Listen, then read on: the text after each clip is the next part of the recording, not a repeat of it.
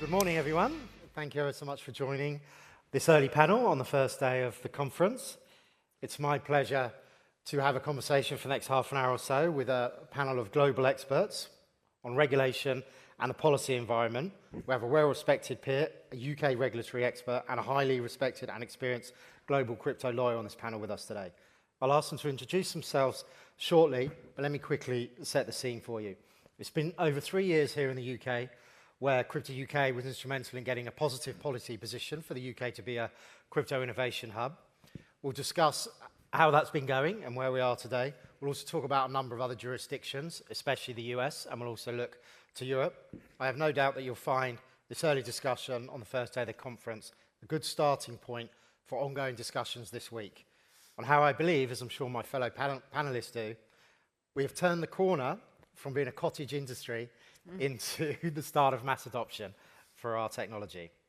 Okay, so let's start with introductions. If I go to the end of the line and ask Lord Holmes to introduce yourself, please. Thank you very much indeed, Ian, and what a great pleasure to be with you this morning. I'm Chris Holmes, Lord Holmes. I've been in the House of Lords for 12 years, almost to the day, and my areas are leading on all things new technology, AI, blockchain, DLT, cyber, and all things digital assets and tokenization, with the golden threads of EDI and ESG running through all of that. Thank you. I'm Rebecca Rettig. I'm the Chief Legal Officer at Judo Labs. Judo Labs builds infrastructure for the Solana ecosystem, but I've also been a lawyer working in the crypto space for many, many years at this point. And because I had been working on the technology and have a traditional financial services background on the legal side, have been doing a lot of policy work, including with Ian in the UK, in the EU, in Asia, and of course in the US. And we don't really have anything settled, so there's a lot to talk about today. Thank you. Hi, I'm Laura Navaratnam. I'm the UK policy lead for the Crypto Council for Innovation, so we're a global members association. I've been with CCI for about 2 years. In terms of my background, I spent 7 years at the FCA, where I looked after their Innovate team, so their fintech team, which was originally where crypto policy started out in the FCA. Great to be here. Thank you, everyone. What a wonderful panel. We don't have any questions, so if you do have some questions, please do doorstop us afterwards. We'll all be around for most of the day. Okay, let's kick off with Lord Holmes here, sort of zooming out from the top level in the UK. You know, as a peer and long-time supporter of many novel technologies, such as blockchain and AI, can you give the audience a sense of the UK's current position with regards to the crypto industry, and also share some of your personal views on how we could perhaps be better? Certainly, and thank you again. First and foremost, health and safety, we should focus on first, really. So, following Saturday, how's everybody's blood pressure? Whew, yeah, what a day. But we're all here, and the future is now. There's a lot of talk about what's happening in the UK, and there's no question that if you want one sentence to lay out what we need to do in the UK, we need to get on with it from a regulatory, from a policy, from a leadership position, because we have an extraordinary opportunity in this space. Why? First and foremost, because of the great good fortune of English common law. Adaptable, dynamic, stable, well understood, used in jurisdictions right around the world. Secondly, we're right in the heart of the City of London here this morning. What an extraordinary financial services ecosystem. Third, our great higher education and technology ecosystem in London, but right across the country. So we have all of the ingredients, but it would be fair to say that we haven't applied the pace that we need to when it comes to showing the leadership and the regulatory landscape that we need to optimize in this space. And critically, we know how to do this. We know how to do right-sized regulation. We know how to do regulation and legislation that's good for innovation, good for investment, good for consumer, good for creative, good for citizen. I took the Electronic Trade Documents Act through the Lords, and earlier this year took the Property Digital Assets Bill through the Lords, which is still in the Commons this autumn. If you want to know more of the detail of those bills, do come and see me after this. Honestly, they're more interesting than their titles might suggest. But being in a position to have extraordinary success, doesn't mean that it will just naturally come to us. We need to act, we need to do stuff. I was with the Economic Secretary to the Treasury last week, and some positive signs coming out of government. They're suggesting that a policy framework for crypto may be in place by the end of this year. I think it probably will be a little bit beyond that. ETNs being allowed in innovative ISAs, a good move, but probably not far enough in that space. Work on Digit, the sovereign digital gilt, procurement out for that last week. Positive, but still needs more pace. And we need to always view this in the global context. This isn't a UK play. We're in a global market. We couldn't be in a more global 24/7 real-time environment. Saturday showed us that clearly. But ultimately, in short, a stunning opportunity for the UK in this space, but that opportunity needs to be taken by legislators, by regulators, and crucially then connecting and communicating to everybody right across the country and beyond, because what I really want and what interests me the most about all of these technologies is we need them to be mass participation technologies, mass participation financial services, mass participation opportunities, because that's how we can really enable people right across society. But if we look at some of the sharpest ends around financial exclusion and digital exclusion, if we get these opportunities right, not least with digital assets, we could really start to address some of those most significant issues that have dogged our society and ruined lives for decades. Well, thank you, Lord Holmes, and from the community, a huge thank you for all the efforts that you highlighted there, especially for the Digital Property Rights Bill, which is a first of its kind proprietary piece of legislation that helps with clarity for our industry. And also, you mentioned the new Economic Secretary of the Treasury. I keep trying to get in her diary, and I invited to this event, but she hasn't picked up on the offer yet. So maybe if you bump into her in the Parliament estate, could you mention that we'd like a meeting? But okay, that's the policy, and the government have been supportive, issuing primary legislation. Now, let's move to the hard task of actually writing the regulatory guardrails. Laura, so let's look at the UK's outlook. Perhaps it was pretty good last year or 2 years ago. Now, we need to do some soul searching. And as an ex-regulator, give us your view of our main regulator, the Financial Conduct Authority in the UK's approach towards regulating this industry, and also touch on some of the other stakeholders like the Bank of England. They've been in the press recently for stablecoins and limits on transactions. And also, what do you see coming down the road in terms of implementation?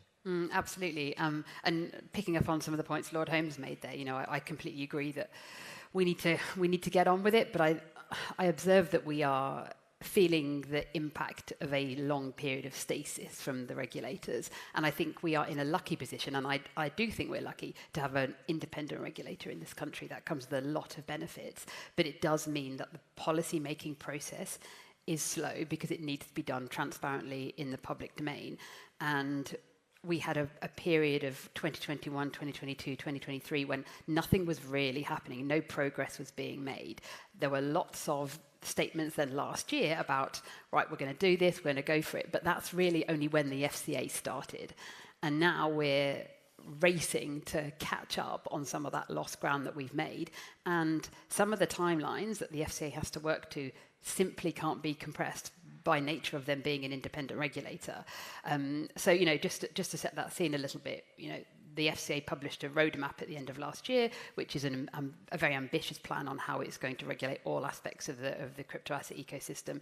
Already this year, it has published a discussion paper on market abuse and admissions and disclosures. It has published a discussion paper on regulating different crypto asset activities. It's done a consultation paper on stablecoins and custody, on prudential requirements. There is a consultation paper out now on how it applies the different parts of the current FCA handbook to crypto assets. So a lot is happening at the moment, and that's very good.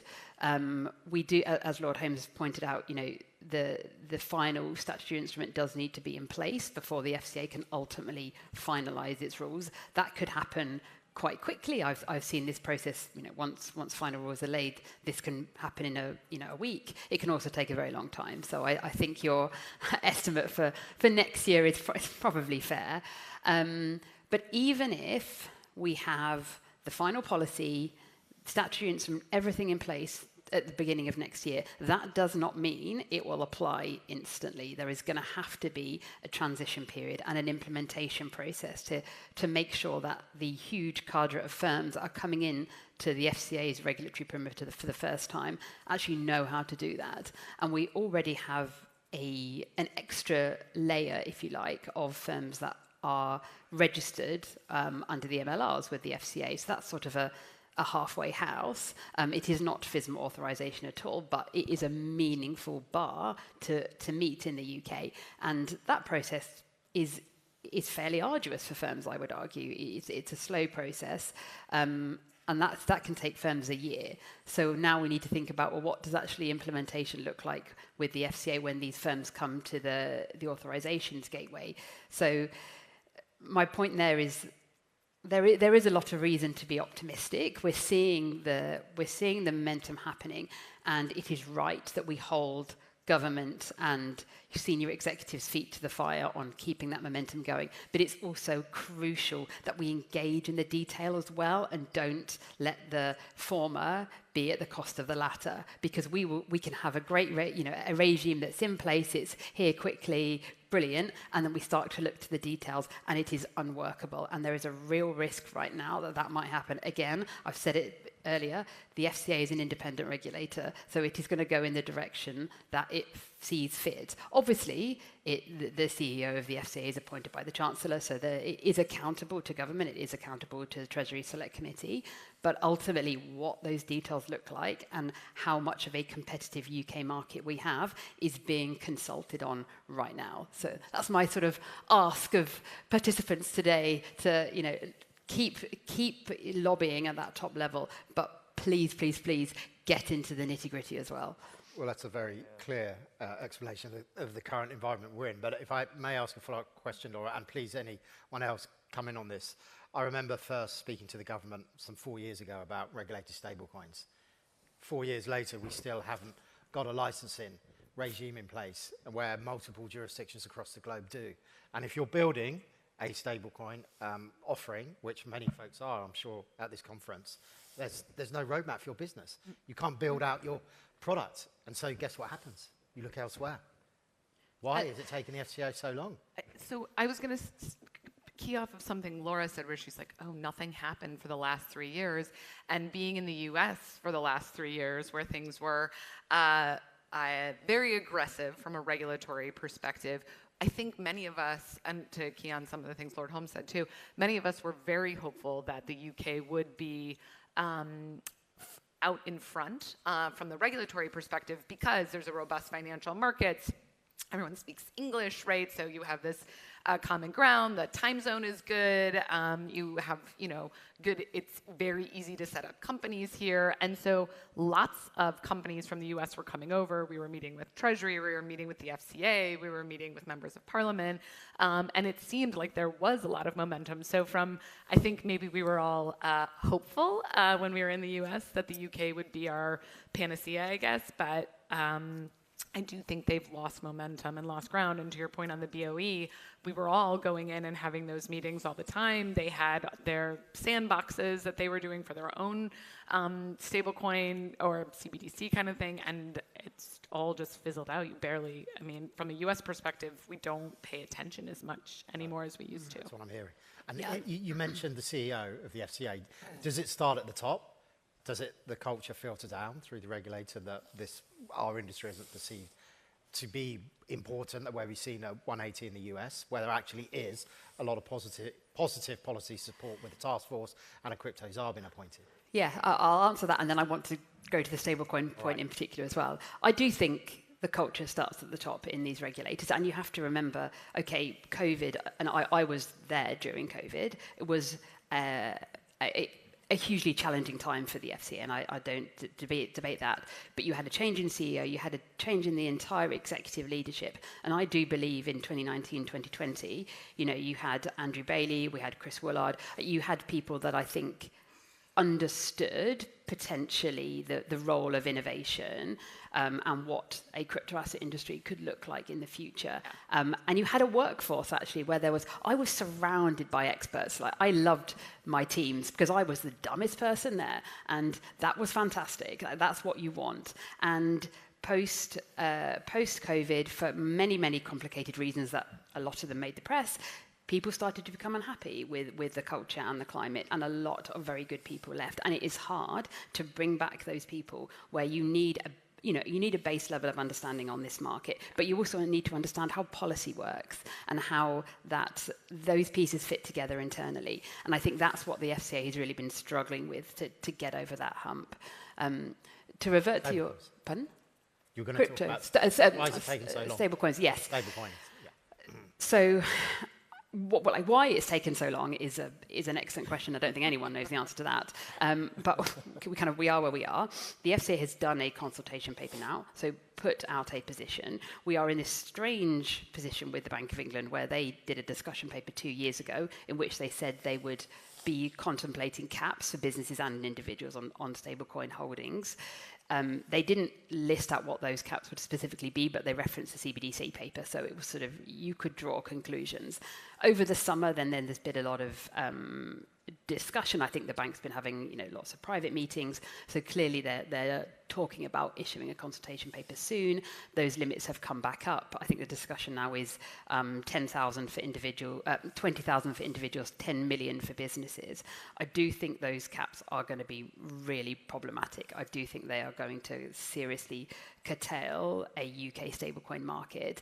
And also there are so many practical challenges around supervision and enforcement, and how are these a wallet-based limit? Like this could be a whole panel in of itself. And also, what the bank is proposing in terms of their broader stablecoin regime does not align with what the FCA is proposing, and we cannot have a cliff edge between those two regimes. And this is as well. You're talking about systemic. The systemic stablecoins, yes. But you will ultimately have firms will transition from one to the other. Now, obviously, there's some stablecoin issuance that could be systemic from an inception, and that's another challenge because we still don't know what that looks like in the context of stablecoins. I know it's actually Treasury that defines when something meets the test for being systemic, but the bank could certainly come out with guidance on what it would consider when it's making that determination as well. But this is why I said earlier that we need to engage in the form and the substance. What the FCA has put out on stablecoins in many ways is going to be seriously challenging. I think the T+1 redemption periods, when you have assets that cannot be liquidated within one business day, is going to be a problem. I think the confusion between redemption and conversion is really problematic. We have the conversion is the day-to-day BAU, and it is important for secondary markets to provide liquidity. Redemption is a backstop when things go wrong, and those things seem to be being confused. There's lots of points within there that I think we need to move this forward if we want to create a UK market, because ultimately I believe that is what the regulators want. They want people to be in the UK, issuing stablecoins in the UK within the regulatory perimeter, so the FCA can have full supervisory and enforcement grasp around that. If they are sat overseas, they can still issue stablecoins for use in the UK. They can issue a GBP-denominated stablecoin, but the FCA doesn't have the same grip over it. Sorry, before I get off my soapbox, there was one little bit of good news, though, in the latest consultation paper from the FCA. They have shown that they want to treat UK issuers differently to overseas issuers in terms of financial promotion. So some of the risk warnings that currently are there, they would say don't need to be applied because a UK issuer will be regulated by the FCA, whereas if you're an overseas issuer, that would still stay there. So they are thinking how to do this. This UK competitiveness thing, I think, is starting to come through, but maybe not aggressive enough and maybe a little bit late. But sorry, Rebecca. All I was going to say, sorry, Lord Holmes, but what I was going to say is also these caps and the very onerous requirements, I think, also don't harmonize with MiCA, which is the Markets and Crypto Asset Regulation, which is the EU regulatory perimeter, which also encompasses stablecoins and has its own whole set of very onerous requirements, which make issuing EU stablecoins very difficult. And then it's not going to and doesn't harmonize with Genius in the US. And so, as Lord Holmes was saying, this is a global market. Yes, you are going to have different requirements in different jurisdictions, but ultimately, if you have these more difficult requirements in certain jurisdictions, you're going to cut them off. And it's going to cause problems because the whole point of stablecoins is to make them interoperable, permissionless, deeply liquid. And so if that's not at the forefront, and it's not always at the forefront for regulators, then you are going to sort of break things here and there. I would say the other thing is, and you sort of referenced this obliquely, but the FCA mostly in enforcement is about illicit finance, I find. And I think that they haven't addressed the illicit finance question on the stablecoin side sufficiently for their own comfort. And so I think that a lot of that runs through how both the FCA and other regulators throughout the world think about these issues. Chris, do you have any views on this sort of equivalency where we're not singing from the same song sheet, and also the Bank of England's caps on systemic? I mean, we can't define systemic. As my understanding, the only systemic payment system in the UK today are Visa, MasterCard and faster payments. So I just can't see a world where stablecoins will ever feel that. But it's interesting when one thinks about systemic as well, isn't it? Because for so long, all of this crypto and digital asset space has been said, oh, you've got to watch those people in the digital asset space in case it becomes systemic. Well, touche, really, you might say, with recent events. But to build on a few of the points that have been made, to the stable coins point, I think we really do need to get on with it, because I remember taking the paving legislation through for that as part of FSMA 2023. As Laura mentioned, the Bank of England did its DP papers on that in the autumn of 2023. We're now in the autumn of 2025, so crack on with that. Building on that with the regulation point, I think now is as good a time as any to just reiterate that point, to put to bed the nonsense, false dichotomy which recurs with tedious inevitability, that you can either have innovation or regulation, you can't have both. An argument's almost being made that we'd really, really succeed in this space if we were just all allowed to crack on with it with minimal, if any, regulation. Well, every element of human economic history tells us that right-sized regulation is good for investment and innovators. Nobody really, if they were even partially awake, would invest their hard-earned funds into a market that had no rules, no regulations, no certainty, no stability. That would just be odd. I'll put it no stronger than that. Odd. So right-sized regulation is where we should be aiming, and that brings us on to the points that have rightly been made. We need to really focus on words around interoperability, an international outlook and perspective, how we enable frictionless experiences, how we bring people into this. And to the leadership point, even more than the leaders of our regulators, it's for the leaders of our nations to come together around these themes. As you know, there's AI and cryptos are well embedded in the right side of the White House. Where are we in the UK with that? And last year, at a time when 2 billion of us went to the polls around the world, where were all of these new technologies? Where was digital assets threaded into that narrative? Imagine climate crisis, energy emergency, cost of living, migration, mobility, any of the issues that are facing nations right around the world. You could underpin a really positive narrative constructed on these human-led technologies with these potential new financial models and instruments which can speak to all of those things.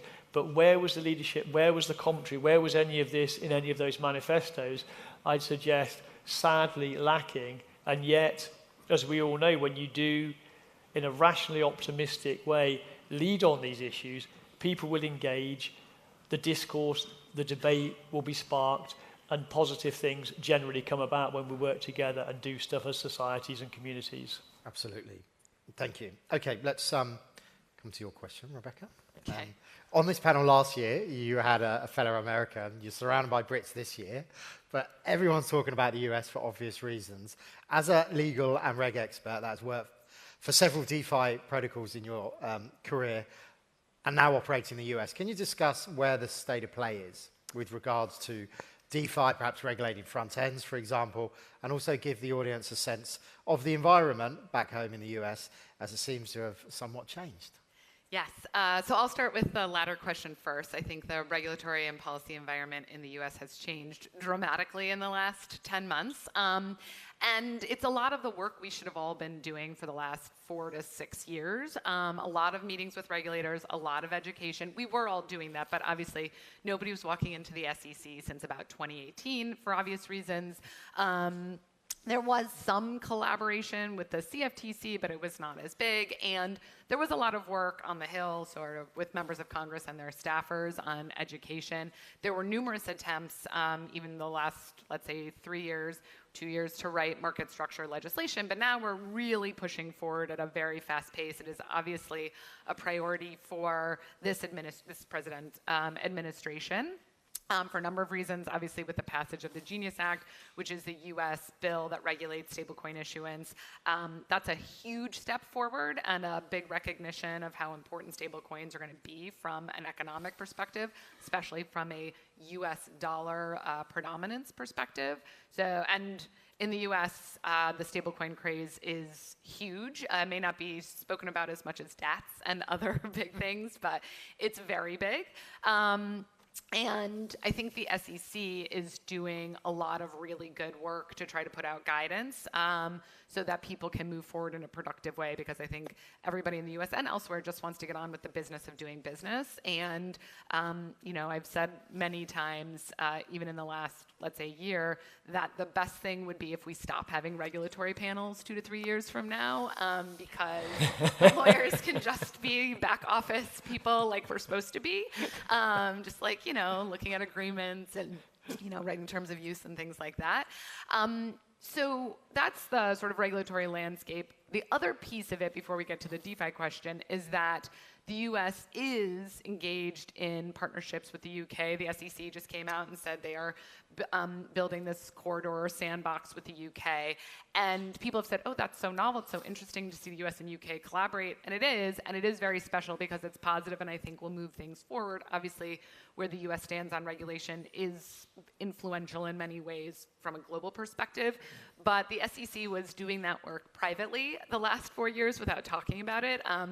Chair Gensler was sending people over to the FCA to teach them about how to regulate and enforce against crypto. And a member of the FinTech division at the SEC was working very closely with a member of the FCA on a lot of the IOSCO guidance. So the US has had a lot of influence, whether it's been public or not, over the last 4, you probably know better than I do exactly how long, but on the crypto side of things. I will say, we are pushing forward on market structure legislation in the United States, even though the government is shut down. Hill staffers are working, including on weekends, to see what we can do about market structure legislation. But I think both the US, UK, and probably elsewhere, the biggest question is and will remain to be, what do we do about DeFi or decentralized finance, although everyone in this room probably knows what DeFi is. The education piece on this is critical. We've been all working on it for a very long time. And I think the question of what to do with DeFi is so hard because it is almost like you're explaining robots to people or like what the future looks like. And it is very hard for financial regulators to believe that things that look so similar to what they know from centralized legislation can actually happen without any human intervention. And we've seen from lots of international regulatory papers, from the Financial Action Task Force to IOSCO to others, is that people want to find someone to hold accountable for DeFi. And a lot of that amounts to, we're going to regulate front ends, right? Like websites should be doing KYC. But in the DeFi world, doing KYC on a website is going to have no real impact, I think. Maybe you can associate people with their wallets. You can probably do that through exchanges. You obviously can't regulate protocols. I will say there's a good piece in the legislation, or the draft legislation, maybe it's in the draft FCA consultation. I was just looking at it last night, 9Z3, where it says we're not going to regulate communications protocols. And so I don't know what that exactly is meant to touch, but that is actually, I think, an important point when we think about where DeFi regulation is going to happen. In the US, they are very much talking about regulating front ends and have been for a long time. And it is also happening in the UK as well. So I don't know if that's going to hold up market structure legislation in the US, but I will say it has every single time. And every single time somebody thinks, oh, I have the solutions no one has thought of. And every time it comes out, people in DeFi are like, nope, that doesn't work either. So there are other really good ways to think about building out security in DeFi, whether it's through cybersecurity or when you have, regulated players plugging in and sort of be like, if you were going to have Coinbase be the front end or a pathway into Uniswap. I think there's a lot you can do there. When centralized intermediaries plug into all sorts of service providers, they have disclosure obligations to their regulators and stuff. So there's a lot to do, but I still think that there is this disbelief from financial regulators that this is extremely different. The one thing I'd say to key on how Lord Holmes kicked off our panel is what happened in DeFi over this market crash, for lack of a better word, was very different than what happened on the centralized exchanges, right? You had a huge depeg in pricing, or huge arb in pricing between Binance and Coinbase and Robinhood, and something like Aave just liquidated as it should in a very expected way. And having worked at Aave a number of years ago, I've seen a number of these market cycles, and Aave always works as it should, with no human intervention, nobody pressing any buttons, and it being all code. So I think we have a long way to go on DeFi, but and I don't think we'll see. I think it's unlikely that market structure will pass in the U.S. this year, but I think there's a chance that it will pass next year. That's fascinating. I got a bunch of things to follow up on, and I'll just give my 2 pennies worth and let the other panelists come in. So I remember the FCA ran its crypto sprint back in 2022, and on one of those discussion panels for that full day that we did in North London was, how do you regulate DeFi? Couldn't even define what it was. So if we don't know how to come up with a description, then we can't regulate a thing. And we can't even regulate stablecoins in the UK. So I see no world where we can regulate decentralized entities. You look at Bitcoin, there's no CEO, there's no nexus to pin a regulatory hook on. That's the traditional way we regulate it. So we need to come up with perhaps a bottom-up approach. That's what my friends in the European Parliament talk about. And so just to pick up on one issue that I noted in a Treasury consultation recently, just over the last few months, they mentioned we should look to regulate liquid staking providers. I mean, how are we going to do that? And why is that even in there? I don't know, and I probably will talk to the FCA about it later today. But, I still think first of all, people in crypto should take a little responsibility. We are terrible with the language that we use. Wallets aren't actually wallets. Staking, we use staking to mean 60 different things. And so, from our vantage point, we should be using language that is easier to use and more precise. I say that as a lawyer, but I do think that that's caused a lot of the confusion. And so I think staking is understood, and I'm interested to hear what Laura says on the SI that's out there on staking now, is that it comes through these centralized providers. So it's very hard to think about liquid staking, which operates permissionlessly, not having the same protections. But if you think about where things sit from a liquid staking perspective, people are like, well, what if, I don't know, people are like, what if something happens, what if the liquid staking token loses its peg from the underlying asset? And it's like, well, something really catastrophic and mostly just from a cybersecurity perspective would have to happen there. And people still don't like this idea that DeFi may need to have cybersecurity regs more than they need financial services regs. Yeah, I agree with that. Perhaps some sort of, we got this DORA and operational resilience legislation across the EU. But to your point about the market crash and a lot of liquidations happening, we witnessed it in 22 when Terra Luna went down and then FTX. DeFi stood up because it just functions. It doesn't matter what the price is. The smart contract executes. If this, then that happens, and there you go. You want to come in on any of these? Yes, absolutely. And you know, Rebecca's point about taxonomy is really good. And actually, that's been a problem on DeFi, I think, because true DeFi, the FCA has said it isn't going to regulate true DeFi because it can't. But the problem is it's a spectrum, and a lot of what professes to be DeFi is not really DeFi. I do think the FCA is going to come out with some guidance or start to move more in that direction to have a little bit more clarity on how it's thinking about these things. Because, as Rebecca said, when you have centralized entities plugging into a decentralized network, there are lots of on and off ramps for the FCA to get its hands around. But I think industry and the regulator needs to talk more on what that's going to look like. Your other point on staking as well, I think the FCA is focusing a lot more on staking now, and most of the conversations I've had with them have been really positive. I still do think there are some challenges on some of the understanding, and I think the requirement in one of the consultation papers earlier this year that a staking provider should be entirely liable for any failures on third-party providers is an example of where I think maybe that understanding is starting to differ, because that unlimited liability doesn't exist anywhere else in the financial system. There is a duty of responsibility certainly for the staking provider to operational resilience, outsourcing requirements, all of these things, but there cannot be unlimited liability irrespective of the role that the staking provider actually has and the control it has over those other providers. So some good news, some maybe not so much. Yeah, the one thing I wanted to pick up on is what you referred to at the beginning, which is this true DeFi versus not true DeFi. Yeah. So, everybody for a long time was like, let's define decentralization. And I think across the board, industry, regulators, everyone was like, okay, you can't do that. Like, everyone has different definitions. Nobody could agree. What factors should we use? But in the US, we pivoted to this concept of control, which I actually think makes a lot of sense, because it's one, it's mostly how we regulate financial institutions today, is do you have control, not just custody, but control over user assets, or can affect value for others.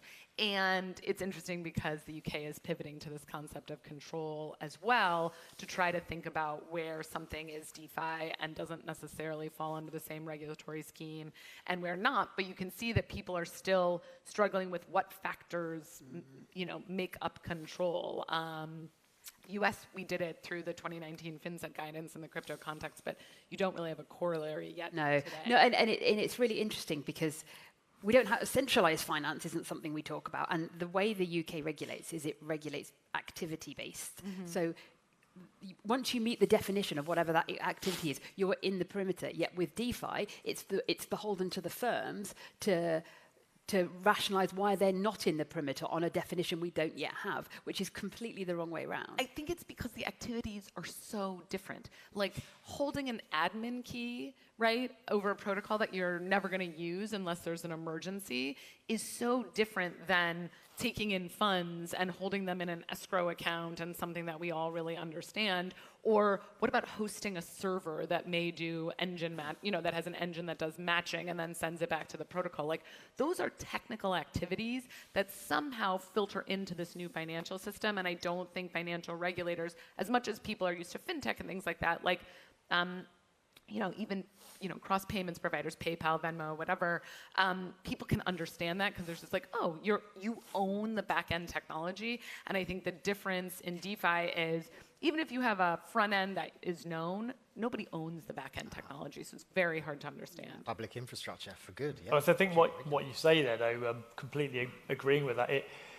What some of those concepts do, I think they can be helpful to us in gently taking the regulators by the hand to take them on this journey. So things around actors, activities, actions, applications, all that stuff, completely agreeing that it's very different, but that to get them over that often mountain of, gosh, it's just so different, we are completely stopped in our tracks, if you will, to slightly over exaggerate the point. I think the concepts where they are comfortable and understanding activities, then taking them on a journey through activities to get them into this space will be helpful in putting a bit more pace and I guess, regulator comfort for them to bring them more on this journey. Yeah. Okay, last 30 seconds. Rebecca touched on it. I want everybody's view of the messaging coming out, firstly from the state visit of the US president we watched with some shock and amazement a few weeks ago, unprecedented second state visit, to messaging from the SEC and also messaging from the outgoing head of the New York NYDFS, Department of Financial Services, recently for UK and US equivalency for crypto regulation. Very interesting message. Chris, hyperbole, or is this a real thing?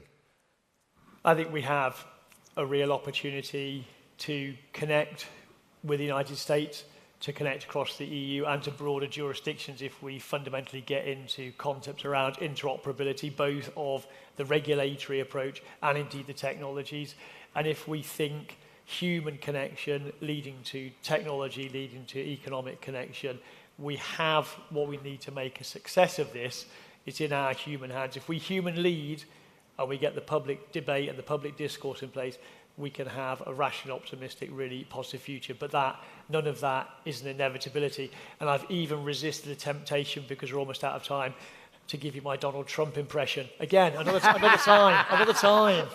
Come see us afterwards. Rebecca, bullish UK-US corridor? I mean, I couldn't have said it better. I think the UK has a huge opportunity. I think the US is very open. They're clearly open to collaboration, and I think everybody should be taking advantage of that right now. Yeah, I feel like the lights are coming down. I But know. yes, You got it. reciprocity, if the UK is serious, building bridges with jurisdictions like the US, with Europe, and making that seamless is an absolute no-brainer. Great. Well, a wonderful discussion. All that remains is me to thank the wonderful panel. Thank you. Thank you. Thank you.